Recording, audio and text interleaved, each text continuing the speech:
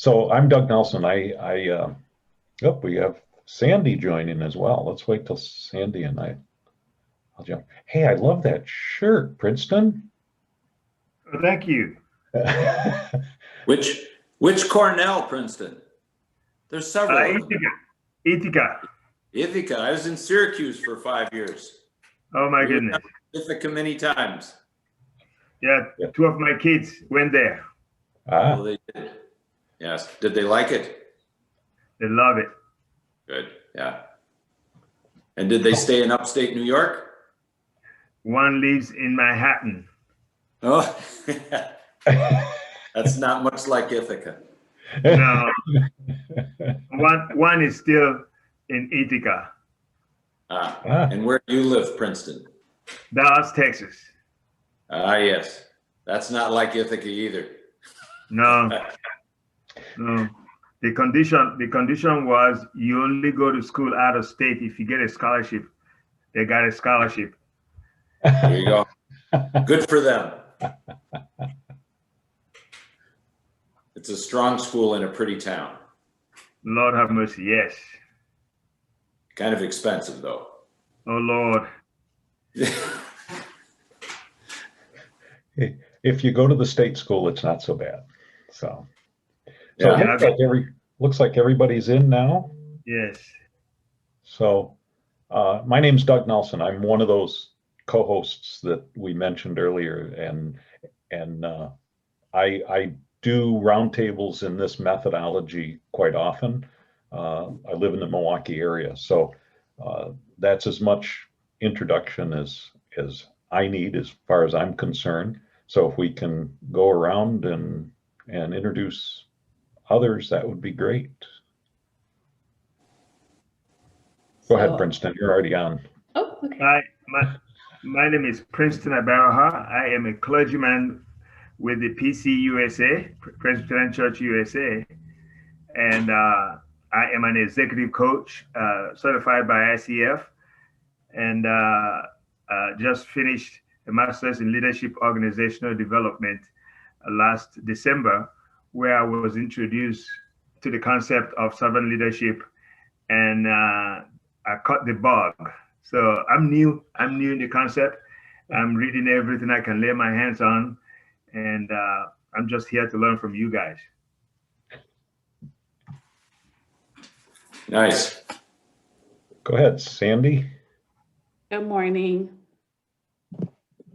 My name's Sandy Dos Santos. I live in Marietta, Georgia. I am a business manager for a brokerage called First Financial Security. We sell life insurance and annuities throughout the United States with about 15 carriers. I've been in a leadership position for the last 15 years, working in different industries, from call center management to operations. And I was introduced to this summit by a partner of mine that owns a staffing agency here in Georgia. Excellent. Joshua. First of all, good morning to everyone. My name is Joshua G. Laguna. I'm a grade 12 student in Philippine Technological and Vocational High School, and I'm part of the Supreme Student Government, which is I'm the SSG Peace Officer, and I'm living in Gagalangin, Tondo, Manila, Philippines. And also I'm attending programs and webinars to gain my knowledge. And also I'm a delegate of the Impact Leadership, which is I'm the one of the ambassadors. And this September I'm attending also the ASEAN Youth Summit, which is on October 29 and 31.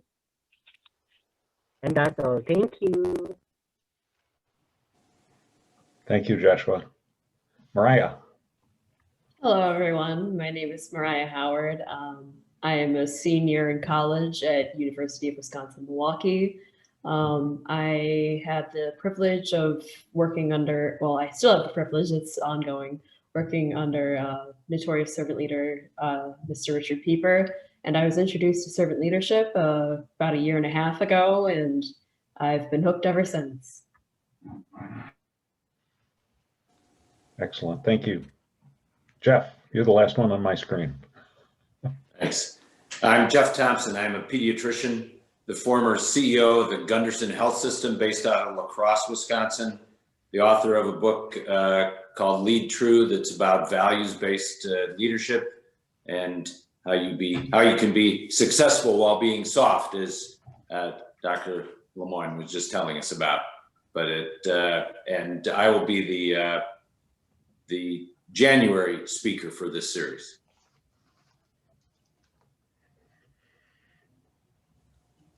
So we have well, now with it, Mr. Pieper has joined us. We have let's see, 1, 2, 3, 4 of us from the Milwaukee area. So I'm moving on. okay, I figured you would, Dick. Thanks. So I guess I would open with the question, what reactions do you have of from the presentation? What struck any of us as one of the best? And ultimately, I don't need to be the facilitator or the recorder. And so I would specifically ask if someone is willing to be the recorder. I can be the recorder. Thank you, Mariah. Thanks, Mariah. And I'm willing to jump in with questions, and I think other people jumping in with the questions is a great way to keep the conversation going. So reactions to Jim's presentation?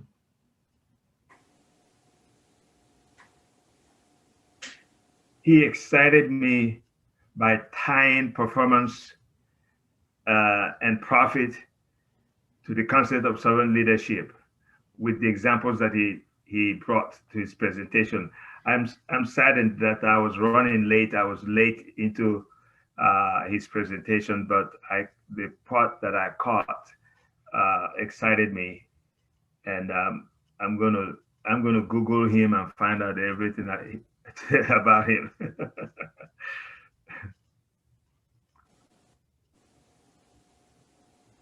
Definitely, and I think it's really important to talk about that, because when I was kind of introduced to servant leadership, I was under the idea that, well, it's nice in theory and it's great to be nice to people, but it's not good for profit. And it's really cool to see people in universities going out there and really doing the research, and we're kind of slowly realizing that it's not the case, that it doesn't hurt performance, it doesn't hurt all of these bottom lines that businesses have to worry about. It might even help it.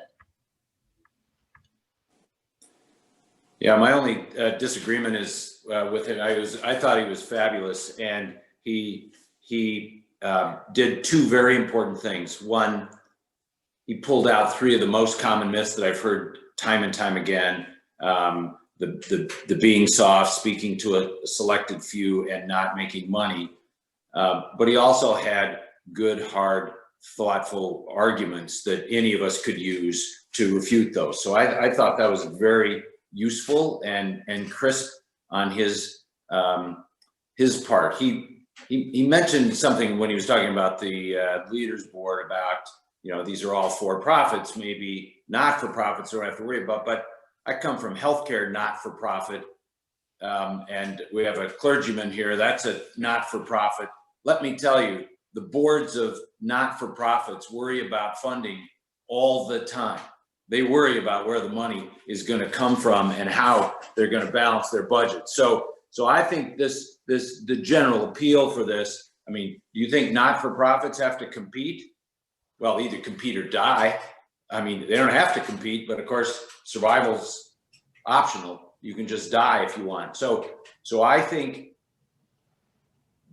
the ability to address the myths and to clearly say, this is for leadership broadly. Do you think universities have to compete with each other? They have to compete. even more so now.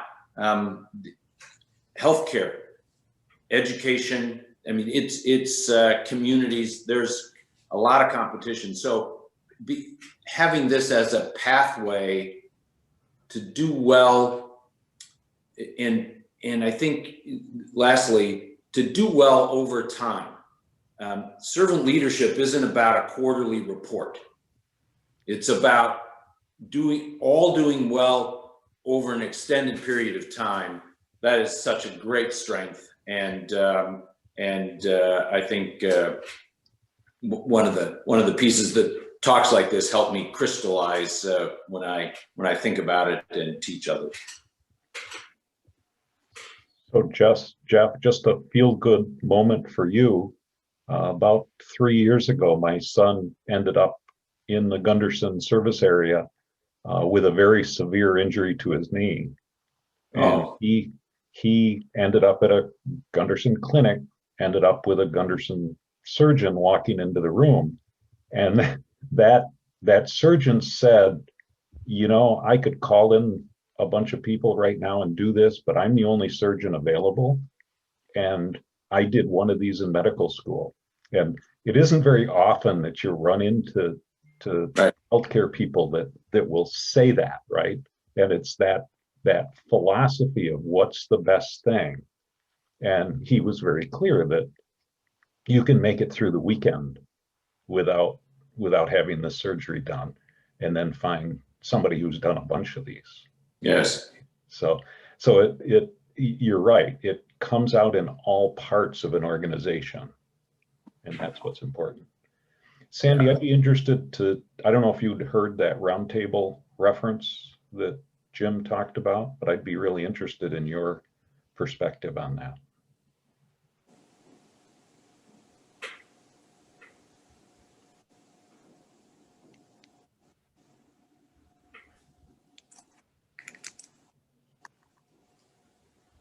No? Anybody else got what go ahead, Hello. Joshua. For me, the presentation of Sir Jim is excellent and good. There is they he said that a servant leader have about 3 types. There is a soft about just a nice followers, and servant leadership gets in like that. And for me, my perspective is like the other said, practice makes perfect. So for me, being a servant leader is not about how knowledgeable you are, how rich you are. It's all because you are want to, not because they are paid to, but because they want to. And that's all. Thank you. Nice.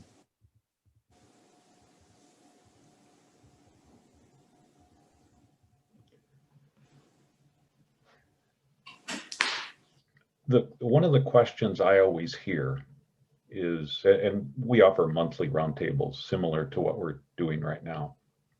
And almost every month the question comes up.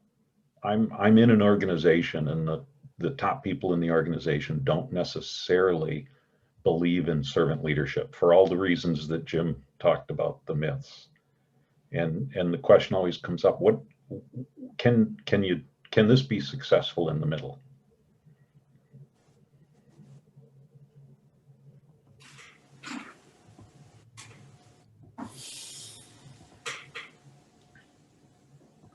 Yeah, I always make the argument that it can be, it's just harder.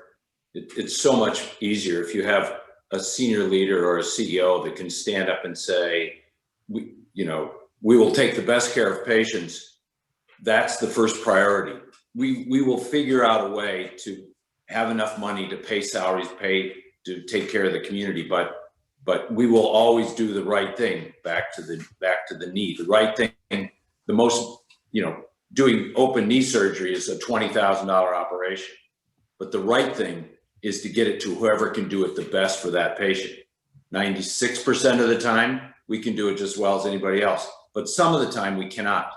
And that's the time when you have to have a broad principle. I think you can do this within departments. And the advantage we have now is we can measure better than we used to. And so if you measure better and show that your efficiency is better, your staff turnover is better, maybe the things that people are interested in that isn't as a direct correlate to servant leadership, but your outcomes are better. And they say, well, how are you getting this? You said, well, we're getting this because we have a set of principles. We have a purpose. We're aiming for this higher vision. We are taking care of staff and all those that we serve at the same time. We're aiming for long-term goals. This is why we're accomplishing it. So, I mean, it takes some courage, it takes some discipline to get there. You have to stay with it. You'll get pounded some, but I think you can do it internally. I've certainly seen it within our organization. You could do it. It's just harder.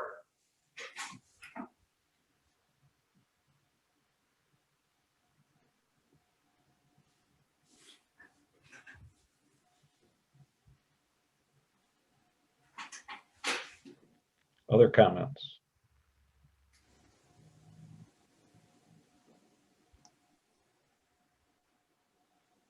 Princeton, tell me about what it's like in the clergy. I mean, people would come in and servant leadership would just be part of their DNA, but I've been around an awful lot of clergy, and I think we have a range of clergy as far as I can tell across my experience, because I'm really an old guy. Well, you've heard the saying that the two professions that have the highest egos are insurance salesmen and the clergy. But kidding aside, though, you would expect this concept to be something that is natural in clergy, but it's not, or even in nonprofit settings as well. I coach 10 executives from the nonprofit organizations in Fort Worth. I'm a part of a group in Dallas, Fort Worth, and my executives come from the Fort Worth and Tarrant County area. And this, when I presented, I heard someone in the previous deal said one of his leading questions is, who do you serve? And I just threw that out one day. I said, who do you serve? They said, well, I serve my clients and my board. And I kind of laughed. They goes, why are you laughing? I said, how about your direct reports? They said, they serve me. So I went on, I shared a document that I had a little bit of what I have on servant leadership and Mr. Greensfield's definition. And there was dead silence. And they go, I've never thought about that. I've never thought about that. So my question to you guys who are experiencing this, that was a very teaching moment for me and for some of them. How can I take that now to the next level? To create, because I can see an interest in that group, to create a roundtable that you guys participate in. I don't feel I have knowledge enough to create one or to start one, but I believe enough that in conversation, I could learn from them and they could learn from me. In drawing from resources, we can teach each other as a new concept here in Fort Worth. I don't know if that was the right thinking in my part.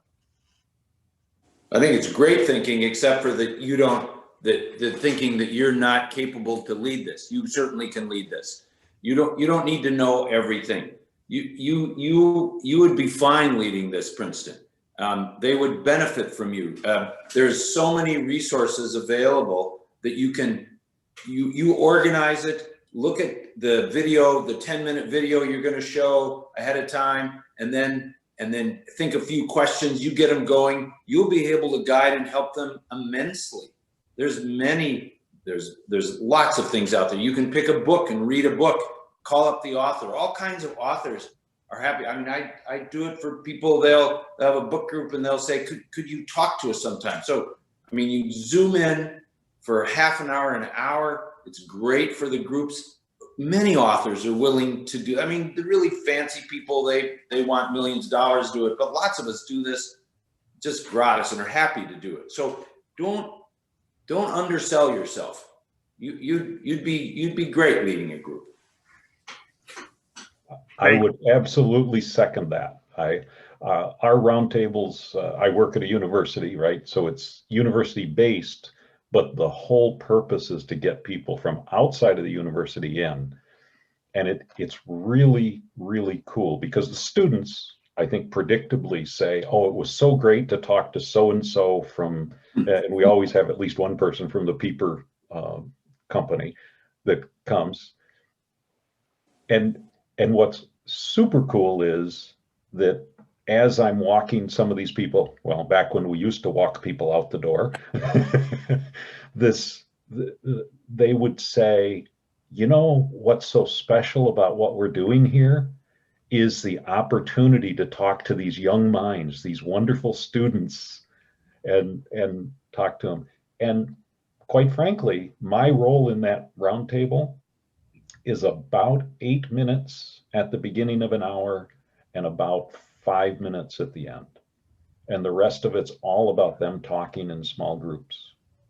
And depends how many people we have, how many groups we have. It's very similar to what we're doing right here.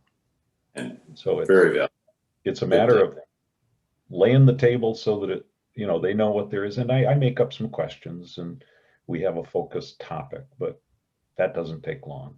And they have the expertise. One of Mr. Pieper's favorite statements is, the knowledge is in the room. Wow. And so I have taken that to heart.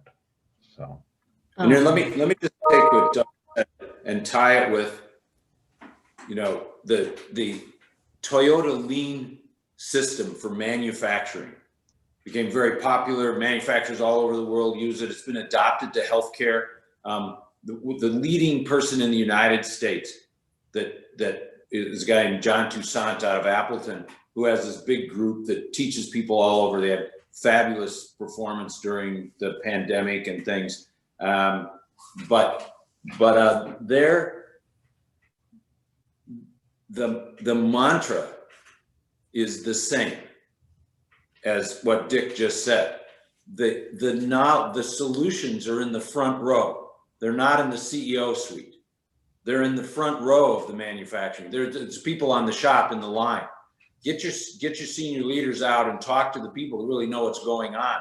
Get the pastors out of their offices and out into the communities. You know, the pastors that are most effective are the ones who really know what's going on, who really connect and really feel and get that. And so I think this is a very interesting connection between some of the most successful manufacturing, not just with Toyota, but Daimler and all over the world have used these principles. But the intersection of the principle is the people closest to it, who I always write, innovation starts with people understanding the moral imperative at the point of service. That is so valuable. And I think getting close to it, and when guests come to university, I just spoke with some masters in the public health program at the medical college last week, and you know, the kids are just hungry for some interaction with people that have done this work and been a part of it. So, well, what about this and what about that? It's really quite good. So put them together. I think it's good, and I think there's some great connections here that show not only a path forward and a purpose-driven leadership method, but also competitive success. And I know it can be kind of imposing to kind of start this movement, Princeton, if you would like to kind of start a roundtable discussion in your area. But I help work with the Wisconsin Servant Leadership Organization. We actually have notes on kind of how to get that started. If you want me to drop that in chat. And then also we have every Thursday or Friday, usually a round table, and you can just sign up for the Zoom and just drop in if you kind of want to see how we're doing it and what that looks like. I can also drop the link. It's free, and it's just an option if you would really want to kind of start something like this. Awesome. Thank you so much. Yeah, those instructions that Mariah's talking about are very pretty detailed about, what here are our norms. They actually call it the norms of the meeting. And then the other key is that any one of us would be willing to work with you or join ours. This next one is a little different than we've done in the past. It's actually a book that's a campus-wide read, and we're talking about it from the ethics/servant leadership perspective. And so it's the book is Bad Blood. If you want to see a bit of a scary book, you might want to read that. What is it called? Bad Blood. It's about a startup in California that everything that could possibly have gone wrong went wrong, and most of them were linked back to unethical behavior. So, Oh my. so, and the idea is wonderful. I don't know if you've read that, Jeff, but the objective was to have in everybody's home a unit that could take their blood sample and test it for multitudes of various problems or issues. And it was a great concept, but it went off the rails almost right from the beginning. I've heard the story. I haven't heard of the book.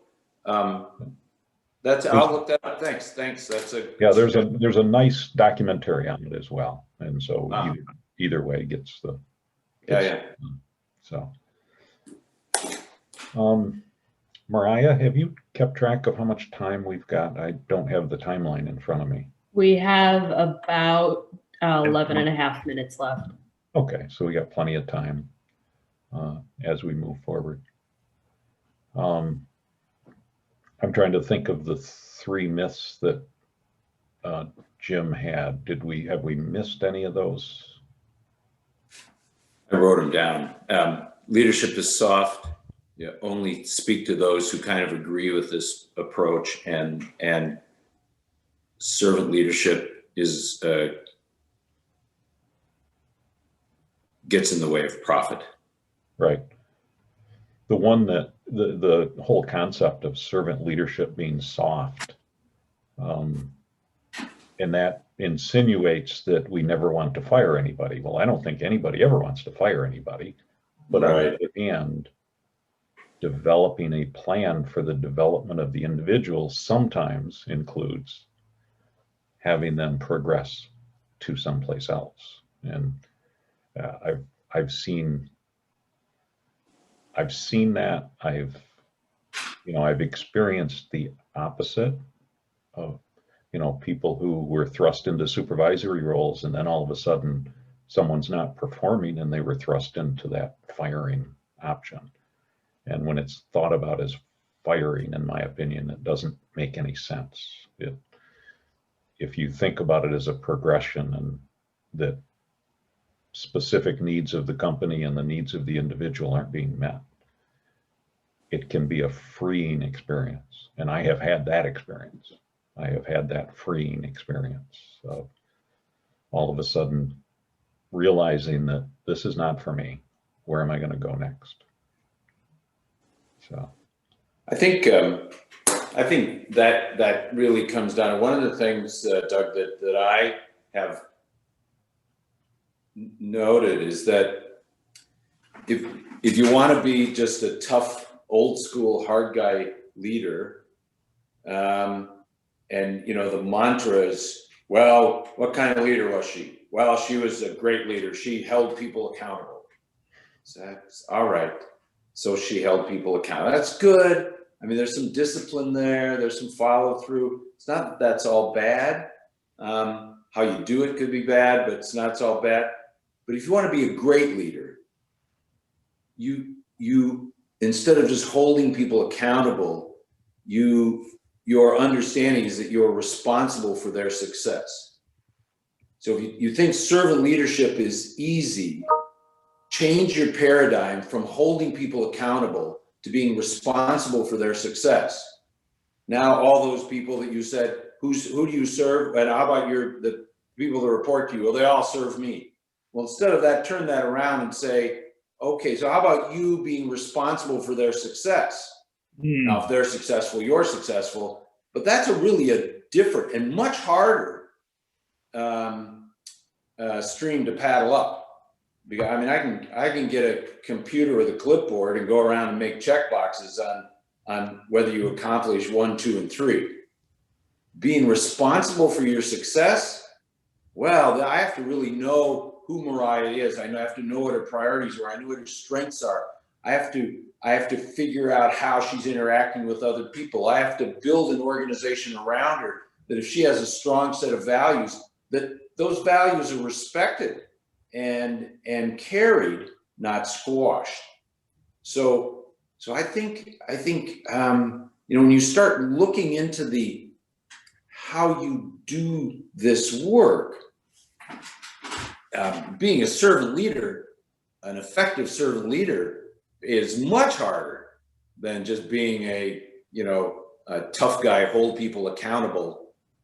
I mean, I would say it sounds like just a cliche, but we not only have millions of leaders that behave like that, we have business schools that are still cranking people out as their mantra. That's how you get ahead in the world. You just step on faces and hold people accountable and make sure that your numbers come out good. Now, long term, do I think that's competitive in this world? No, I don't think it's going to be competitive in this world. Short term, can you get ahead? Ways, but long term, here's a little note on that. I work I sit on the board of Healthcare Without Harm. It's the largest environmental organization for healthcare in the world. And because of that, several of us advise corporations on how to get better. And we've been working with Merck. I'm working with a man from Lockheed Martin. He is the head of their ethics and compliance department. One of their biggest advantages in hiring engineers has been their environmental approach to sustainability in the last 5 years. Engineers, so these are propeller head, number crunching knuckleheads that used to beat me up in calculus class. They're choosing Lockheed makes fighter jets and things. They're choosing to work for Lockheed because Lockheed has this advanced sustainability program trying to drop their carbon footprint. Lockheed's board, senior leadership are all in. They believe to be successful business long term, they're going to have to hire the brightest and best young women and men. And to do that, they're going to have to develop a purpose that appeals to Mariah and Joshua's generation. And this is one of the ways they're doing it. I use that as an example of another chit in it's purpose-driven organizations that will ultimately win the day because they're going to hire the best next generation. They're going to retain the best of the current leaders, and they're going to drive forward at something bigger than the individuals.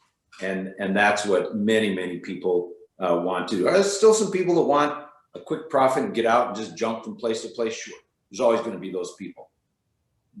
But if you want to build a great organization, now here's Lockheed Martin, billions and billions all across the world. Unilever, another example, they have 400 companies. 400 companies. How does Unilever keep 400 companies in the same line? Dedicated purpose, dedicated approach to how we're going to do our work, how we're going to treat each other, how we're going to work across, and then giving people freedom to implement those values-driven goals in their own areas. How Doug will do it's going to be different than how Mariah does it, different how Princeton or Josh will do it. You're all going to have different areas. They're in 80 or 120 countries, something. Everybody has to solve it a little differently. They don't compromise on their principles. They don't compromise on their values, their respect, their system of approaching people and business. They allow you to innovate. Back again, the frontline people innovate.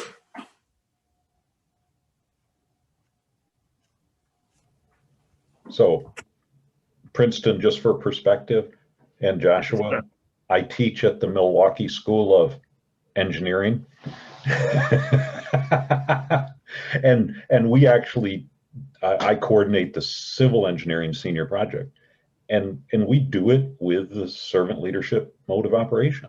We've got 5-6 teams this year, and each one has a project lead, and I meet with them once a week. And we just make sure that we all know what the goal is. We got to have a happy client by the end of this project, and that we have to do it ethically. And we just lay those things out very clearly. And I make it very clear that my purpose is to get their obstacles out of the way. And then I do that, right? That's the other key to it. And Yeah. I don't consider it teaching whatsoever. We're just all on the same team serving a client.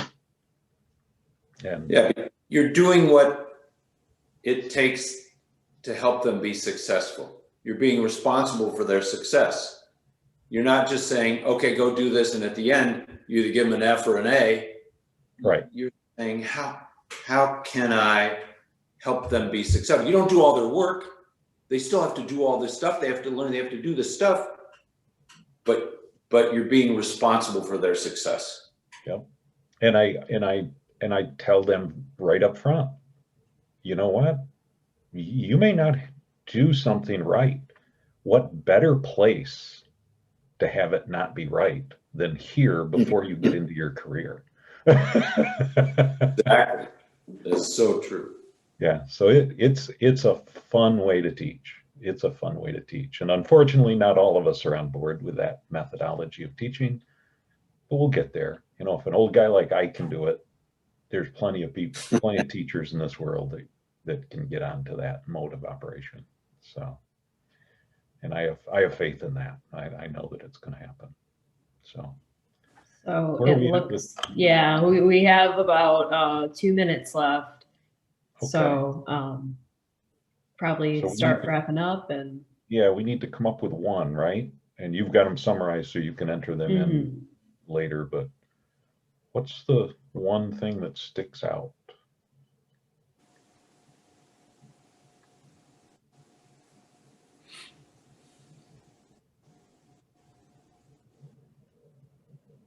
So it may not have been the general direction of the conversation, but something that really stuck with me was Joshua's statement about how servant leadership isn't about knowledge and riches. You don't have to be rich. You don't have to be the smartest or most well-educated person. It's about the heart that you have. It's about your dedication.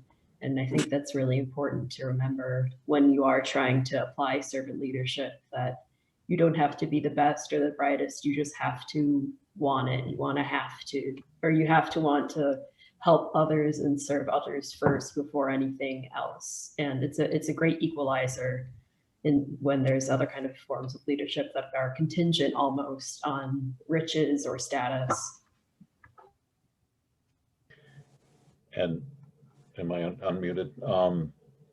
And putting that in Greenleaf's terminology, that's really what we're talking about when we talk about, you know, the vision, putting this into the organization and making sure everybody understands what the vision is. And that's I 100%. Josh just jumped off when he saw the warning come up. Yeah. So that will be our one. Mariah, I'll let you communicate that, and we're back to the main room. Thank you. Good. Thank you, folks.